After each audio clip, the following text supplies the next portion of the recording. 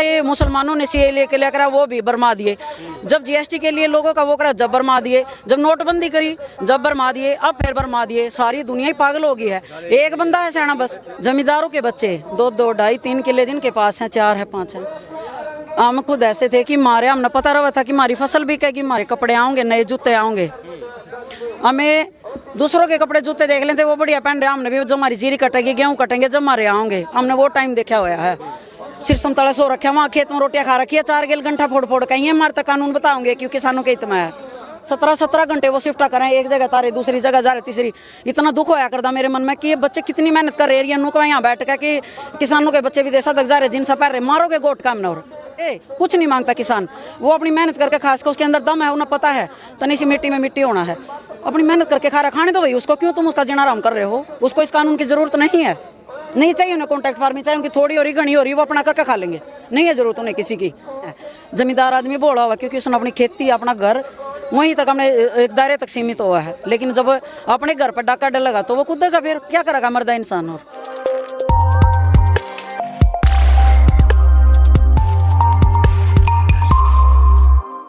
Singhu border पर इस वक्त मैं मौजूद हूँ। प्रोटेस्ट धरना यहाँ पर लगातार चल रहा है। किसान आंदोलन यहाँ पर अभी भी जारी है। महिला हमारे साथ है, इनसे हम बात करेंगे। तो आप कोई किसान मानने तैयार नहीं हो, कह रहे ये लोग किसान नहीं है, भड़काए हुए लोग हैं, चंद लोग हैं। ऐसा है, कौन भड़का सकता है किसी को? ये लाखों लोग क्या भड़काए हुए लगते हैं आप लोगों को? क्या हमारे चेहरे ऐसे हैं कि हम भड़क रहे हैं किसी से? लगता है आप लोगों को कि बर्मा में हर जगह इन्होंने यही कहा है कि बर्मा दिए। चाहे मुसलमानों ने सीए लेके लिया करा, वो भी बर्मा दिए। जब जीएसटी के लिए लोगों का वो करा, जब बर्मा दिए। जब नोटबंदी करी, जब बर्मा दिए। अब फिर बर्मा दिए। सारी दुनिया ही पागल हो गई है। एक बंदा है सियाना बस, सब पागल करना चाह रहे हैं ना। वो कह रहे हैं कि हम किसानों को मजबूत करेंगे, डबल आय किसानों की हो जाएगी। पिछले 6 साल के दौरान सारे जमींदारी खड़े हैं मोस्टली। कितनी आय किसकी दोगुनी हुई है? पहले ये बताए कि कितने फसलों के रेट बढ़े हैं, कितने बड़े हैं? नीचे जा रहे हैं। कहाँ है रेट? खेती की आज के टाइम पे खाद पानी उसकी वो भी नहीं निकलती। बचत तो किसान के हाथ में कुछ है नहीं। मैंने किसानों के ऊपर बहुत सारी वीडियो बनाई है। सबसे बड़ी दुख की चीज़ है, मैं खुद किसान की एक बेटी हूँ। मैं उस टाइम से निकली हुई हूँ, मेरे को पता है। और हालात का वो बंदा बात कर सका जब वो उस जगह से आया हो, वो कह सकता है कि हाँ ये फेस हो सकता है। जमींदारों के बच्चे 2-2, 2.5-3 किले जिनके पास हैं, 4 है, 5 है। हम खुद ऐसे थे कि मारे, हमने पता रहा था कि हमारी फसल बिकेगी, हमारे कपड़े आएंगे, नए जूते आएंगे। हमें दूसरों के कपड़े जूते देख लेते, वो बढ़िया पहन रहे, हमने भी जब हमारी जीरी कटेगी, गेहूँ कटेंगे, जब हमारे आएंगे। हमने वो टाइम देखा हुआ है। हमने सिरसम के नीचे गेहूँ काट कर सारी दोपहर यहाँ आता है, एडी तक पसीना आ करता। सिरसम तला सो रखे, वहाँ खेत में रोटियां खा रखी है, 4 गेल घंटा फोड़ फोड़ कहीं है। हमारे तक कानून बताओगे क्योंकि किसानों के हित में है। कौन है बताने वाला? नहीं, वो ये कह रहे हैं ना कि ये किसान कहाँ से इतनी महंगी गाड़ियाँ लेकर सड़कों पर निकल रहे हैं, बड़ी बड़ी गाड़ियाँ हैं। अच्छा, किसानों के नहीं, ये कह रहे हैं कि किसानों के बच्चों के बारे में बयान दे रहे हैं कि किसानों के बच्चे ये हैं जींस पैर क्या रहे। किसानों के बच्चे क्या यहाँ कच्चे में आएंगे? जींस से नहीं ले सकते, वो मेहनत नहीं करते वो। और बाहर के बच्चों में तुम्हारे बच्चे विदेश जा रहे हैं, हमारे बच्चे, मैं खुद कनाडा होके आई हूँ, मेरे को पता है, मेरी बेटी है वहाँ। हमारे बच्चे वहाँ कितनी मेहनत कर रहे हैं कि पूरी 17-18 घंटे वो शिफ्टें करें, क्योंकि उनके पास उन्हें अगर विस्फोट करना हुआ है, उन्हें अपनी फीसा भरनी हुआ है। 7-7 लाख रुपए फीस है 4-4 महीने की, और अपना खर्चा भी निकालना हुआ है। 17-17 घंटे वो शिफ्टा करें, एक जगह तारे, दूसरी जगह जा रहे, तीसरी। इतना दुख होया करता मेरे मन में कि ये बच्चे कितनी मेहनत कर रहे हैं। नुक यहाँ बैठ कर कि किसानों के बच्चे विदेशा तक जा रहे, जिनसे पैर रहे, मारोगे गोट काम न। और क्या करना चाह रहे हो? जी नहीं सकता है किसान, जीने का भी अधिकार है कि यह माटी है उसकी, और तो कुछ मांग नहीं रहे वो तुमसे। कुछ नहीं मांगता किसान, वो अपनी मेहनत करके, खासकर उसके अंदर दम है, उन्हें पता है तनी सी मिट्टी में मिट्टी होना है। अपनी मेहनत करके खा रहा, खाने दो भाई उसको, क्यों तुम उसका जीना आराम कर रहे हो? उसको इस कानून की जरूरत नहीं है। नहीं चाहिए उन्हें कॉन्ट्रैक्ट फार्मिंग, चाहिए उनकी थोड़ी हो रही, घनी हो रही, वो अपना करके खा लेंगे। नहीं है जरूरत उन्हें किसी की।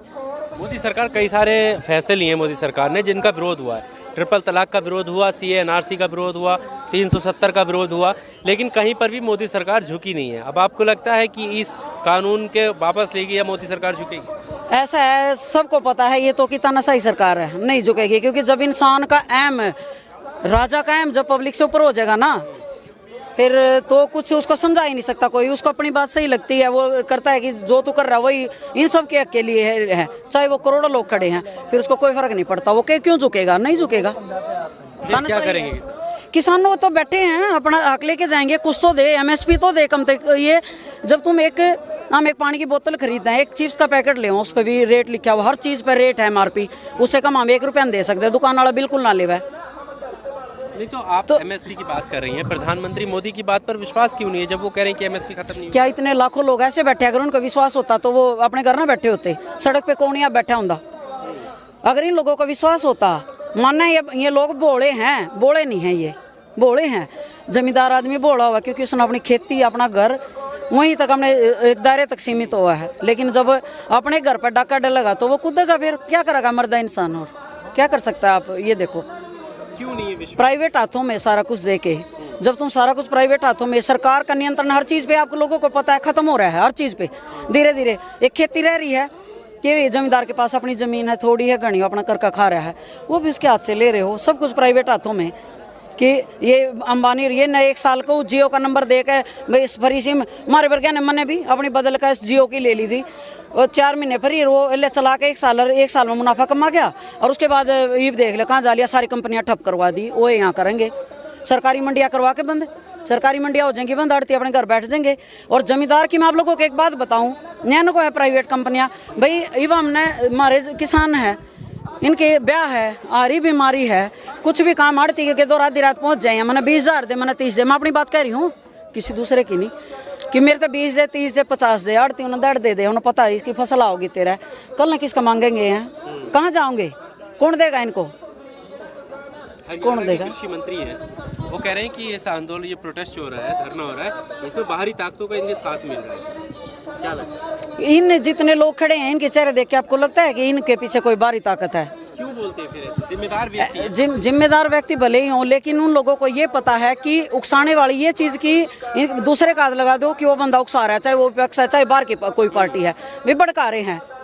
क्या इतने लोग पागल हैं क्या कि कोई तो समझदार होगा, कोई तो उनके कानूनों को समझेगा? सारे तो अनपढ़ नहीं, पढ़े लिखे लोग भी हैं, कोई तो समझेगा ये कानून सही है, कोई भी नहीं समझ रहा। वो लोग समझ रहे हैं जिनसे अपने एसी वाली गाड़ियाँ में चले हैं, एसी वाले कमरे में बैठे हैं और अपने घर बड़े बड़े बंगले में रहे, वो समझ रहे इस कानून को कि सही है। हरियाणा के किसान शामिल हैं? बिल्कुल हैं, मैं हरियाणा से हूँ, करनाल से हूँ मैं, और किसानों की बेटी हूँ। सीएम खट्टर, अब मेरी सुनो बात है, खट्टर का कुछ कहे, मैं हरियाणा से हूँ, करनाल से, और मेरे हरियाणा के किसान क्यों नहीं आ रहे? बहुत आ रहे हैं, हर जगह हैं, मेरे हरियाणा से हैं, देखो क्यों नहीं हरियाणा के, मैं खुद खड़ी हूँ, सबूत बहुत सारे हमारे, और पहुँचेंगे।